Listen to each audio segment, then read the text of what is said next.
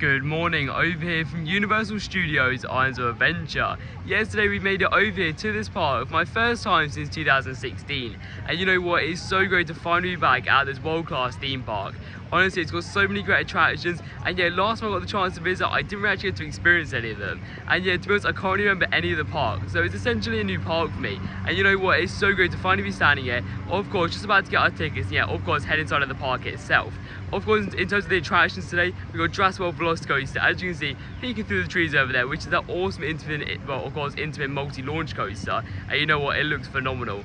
Also as well, you've got Incredible Hulk, and also as well, along with that, you've also got a good looking family coaster, of course, within Hagrid's Magical Creatures Motorbike Adventure, with one of the longest names in the world. But you know what, it's going to be so great to finally get back to this park. Of course, the theming looks world class, and you know what, it's going to be an amazing day. So yeah, let's get straight inside of Universal Studios Islands of Adventure and head to our first attraction.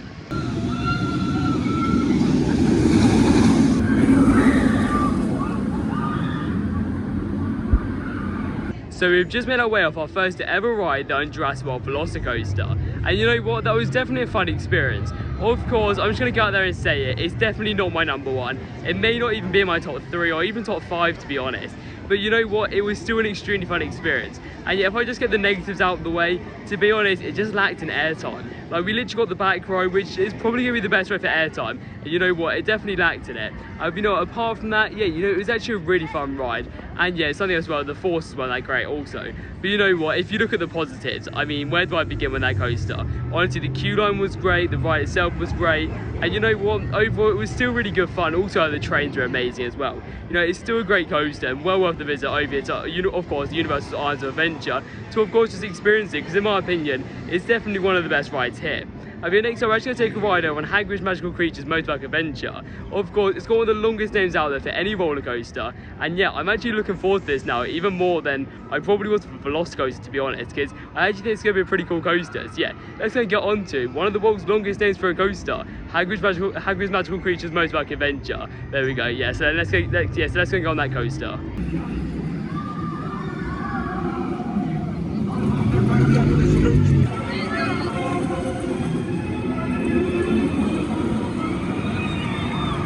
You know what, Hagrid's Magical Creatures Motorbike Adventure is actually a really great coaster.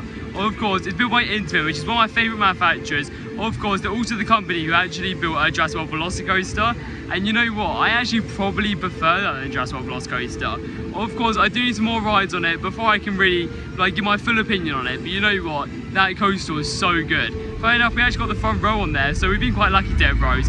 And you know what, that was just insane. Honestly, that coaster is so good. As I said, it is only a family coaster, so you can't always make your expectations too high. But you know what, I count as more as a family thrill, to be honest. You know, that was so much fun. Literally, from the queue line as well, as all the rides over here at Universal Islands of Adventure are, is incredibly well themed. And as you can hear, of course, Incredible Hulk going behind me right now. But you know what, it was really well themed, the queue line, and yeah, personally, it's actually one of my favourite coasters here at the park. It could even be my favourite ride here at the park. But you know, also the ride was really good fun with the launches, the drop track, and also the rollback section was really good fun. Overall, it was just a really good fun coaster. And yeah, I think pretty much anybody in the family could do it, to be honest. You know, it's just really good fun. Yeah, I would definitely recommend, of course, taking a ride in it. Next time we're going to be heading over to, of course, probably my most bucket list coaster in this whole park, to be honest, maybe even the whole trip. This is, of course, the Incredible Hulk. And yeah, the reason why this has been a coaster I've been wanting for so long is because back in 2016 I did come over here, I saw the coaster for myself in person. I thought, you know what, I really want to get on that one day. And of course, here we are, just about to take my first ever ride on Incredible Hulk. So yeah, let's go and jump on this coaster.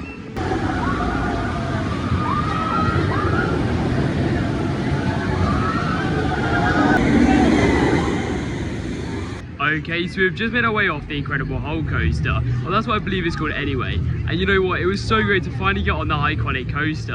Of course, as I was previously saying, I've seen it on so many videos, pictures, and of course, here in person back in 2016. And you know, to finally say I've done it, I'm honestly so pleased. You know, it was actually really good fun. Of course, the queue line was fun as always, because you know, they're always so well themed over here. And yeah, out of all 3 rides we've been on today, you know, I'd probably say that's one of the better queue lines. You know, also as well, the ride itself, you know, that launch was pretty good. Wasn't as powerful as I was expecting. You know, it's definitely run a B&M coaster. Along with that, it's also got some nice inversions, and overall, it was just a really fun ride. In my opinion, it could even be my favourite ride here. It's definitely one of my favourites. I'm not sure if it's exactly my favourite, but you know, it was really, really good fun. And yeah, personally, I definitely recommend a ride over there on the Incredible Hulk coaster. Yeah, next up is Harry Potter and the Forbidden Journey. And as you can see, we're over in the themed area of Hogsmeade, I believe it's called anyway. And you know what, it's definitely pretty cool to be back in this area once again. You know, it's so well themed. Yeah, it's definitely somewhere to visit over here at Universal's Islands of Adventure. Yeah, let's go and get on to one of my favourite dark rides. Of course, is Harry Potter and the Forbidden Journey.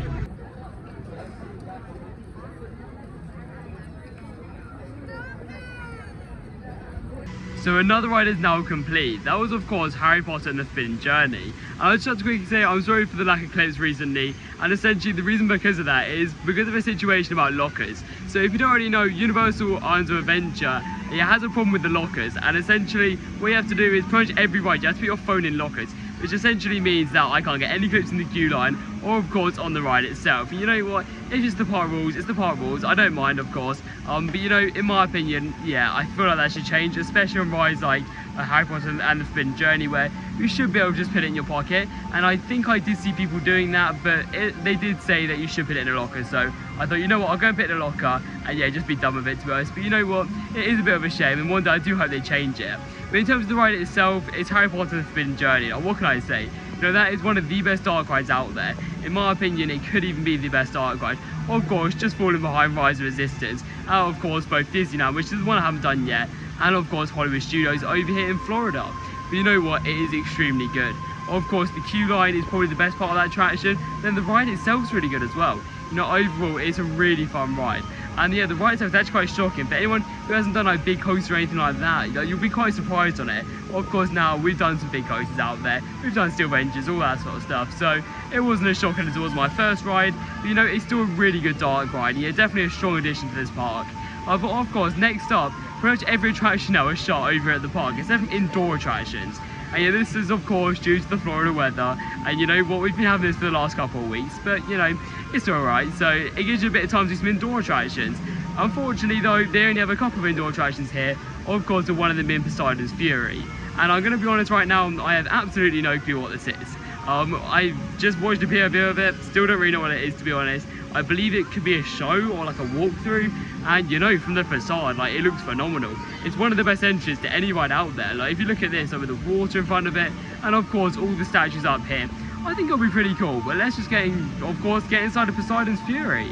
So change of plan, Poseidon's Fury has now actually come to a close, and yeah, unfortunately it actually shut down, of course due to the weather in the area and also just breaking down in general. However, to be honest, I'm not too disappointed because it didn't look that great anyways, and also as well they actually gave us some express passes, of course using the other attractions. However, the only problem is yeah, of course, like I was saying earlier, due to Florida's weather being quite bad, I mean half the rides are shut now. Well, I say half, pretty much all the rides are shut over here at Universal's Islands of Adventure right now, and of course any of you who have been here before will know that there's hardly any rides indoors, so most of the rides are now shut. But you know what, it's still really nice to be here, and of course I'm loving my day so far.